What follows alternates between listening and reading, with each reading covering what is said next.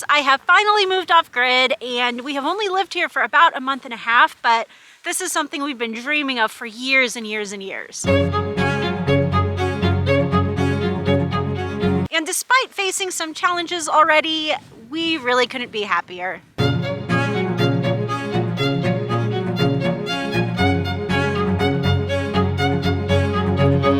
So I told you, moving off grid has been something that my husband and I have been planning on doing for years, but there was one thing that was really holding us back, and that was our chickens.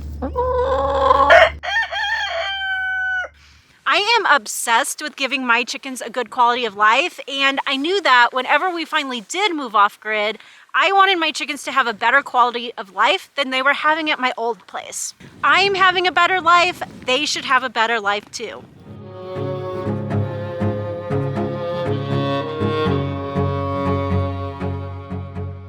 And for me, that meant two things.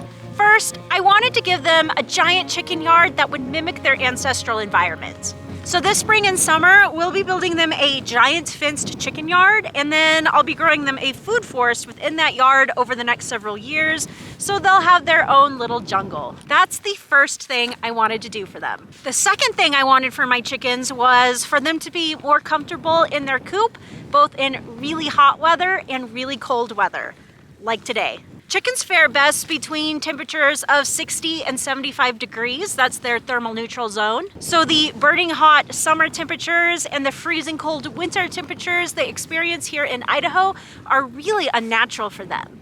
At my old place, I did the best I could to make them comfortable in temperature extremes. I used fans in the chicken coop in the summer and sweeter heaters in the chicken coop in the winter, but I've always wanted to do even better than that for them. But I never knew how, and I worried that by moving off grid, where the cold is much more extreme up here than where we used to live, and we have limited power available, I just worried about how I was going to reach my goals for them.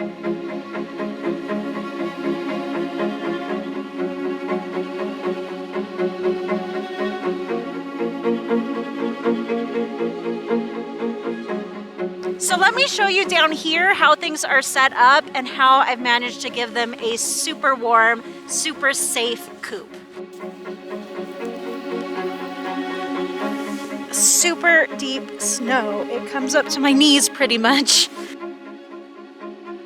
So our power here is solar, and in the winter we don't get a lot of sun, which makes heating the coop 24/7 a possible challenge.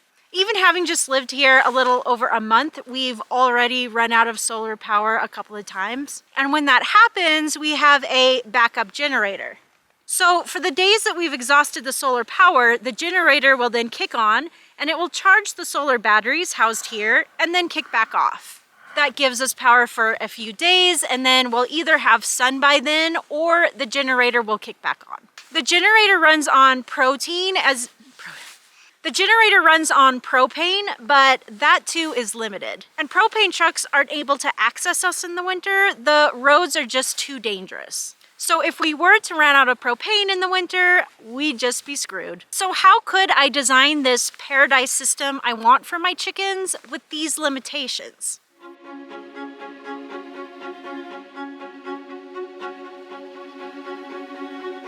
So after brainstorming for a year at least, my husband came up with this ingenious solution.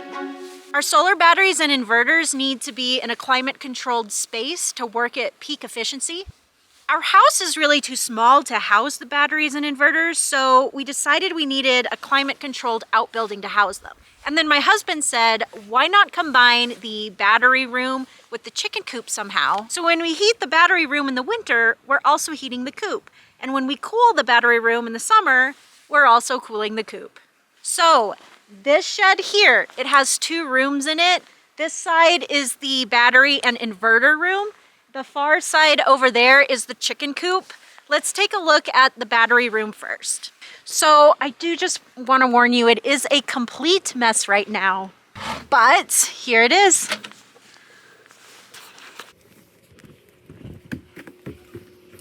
You can see we've made the room big enough for storage, and come spring, we'll be building a barn as well. So all these tools and scaffolding and insulation and stuff, They will be going in the future barn come this spring.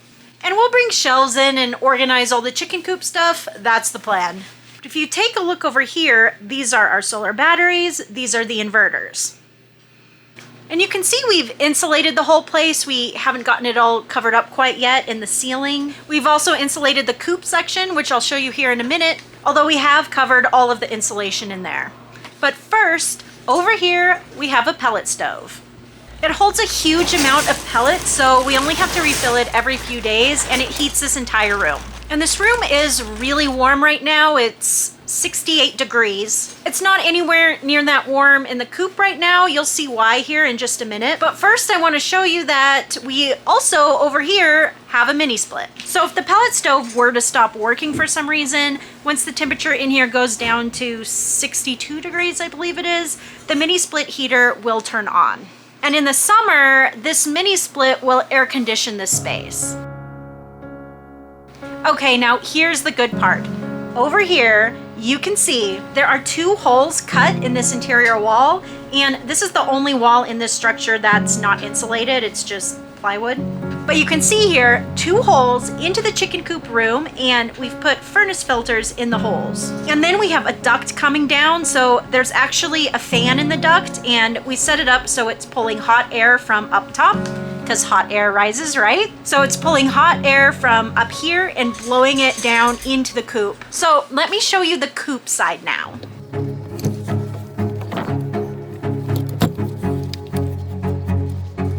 Hey, sexy husband. Hey, gorgeous.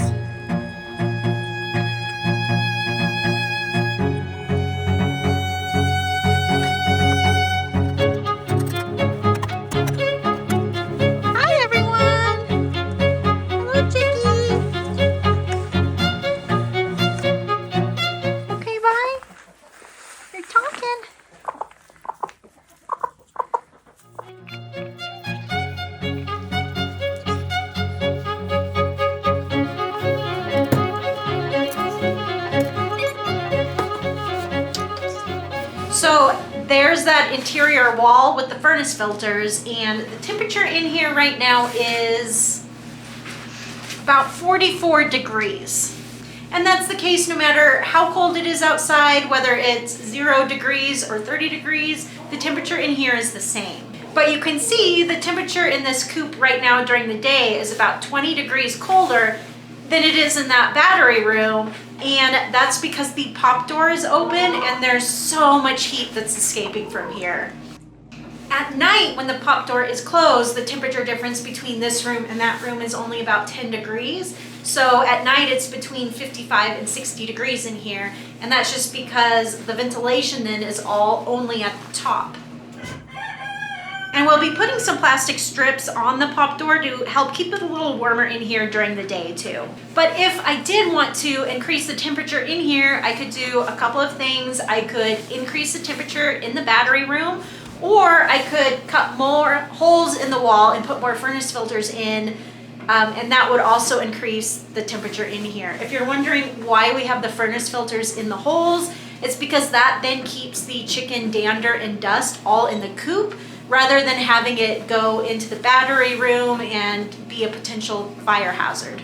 But I like the temperature it's at right now because research shows that chickens prefer to live in an environment with a temperature that ranges between about 60 and 75 degrees.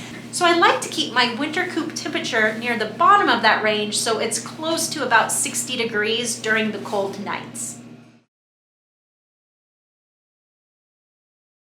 One other thing that we haven't done in here yet that's on our list is we are going to be hanging a sweeter heater over the roosting bars here. So if there is a chicken who's feeling colder for some reason, maybe she's going through a molt like Elvira is right now, or just feeling cold for whatever reason, there will be a sweeter heater for her to be as perfectly warm as she wants to be. But for the most part, I don't know if it will get much use. I've been keeping a really close eye on my chickens because I wanted to get this temperature right, and so I'm kind of experimenting, and none of them have acted cold. All of them act completely comfortable in here. When I come in the morning, everybody just looks So comfortable. Nobody looks cold, nobody looks warm. If they were acting warm, I would of course lower the temperature, but this 55 to 60 degrees seems to be just perfect for my flock. I really can't tell you just how much this setup has improved my chickens' quality of life. This is the first time ever they haven't looked miserably cold during the winter. It used to take them a really long time to leave the coop in the morning during the winter, but now they just burst out excited to start the day and they act as if it's spring. And this makes sense if you think about it, because it's true for people too. If you start your day out feeling really cold, it's difficult to ever warm up when you go outside. On the other hand, if you're warm when you leave your house during the morning, then you can actually enjoy being out in the cold for quite a while. And that's definitely what I'm seeing with my chickens. It's not just that they're comfortable at night with the heated coop, they're now also able to be super active during the day rather than just constantly trying to keep warm. So let me know what you think in the comments below if you would ever consider this type of setup. And if you're still confused about why anyone would ever want to heat a coop because you've heard from so many people that chickens don't need heat, then you'll want to watch this video right here to learn the truth. Happy chickening!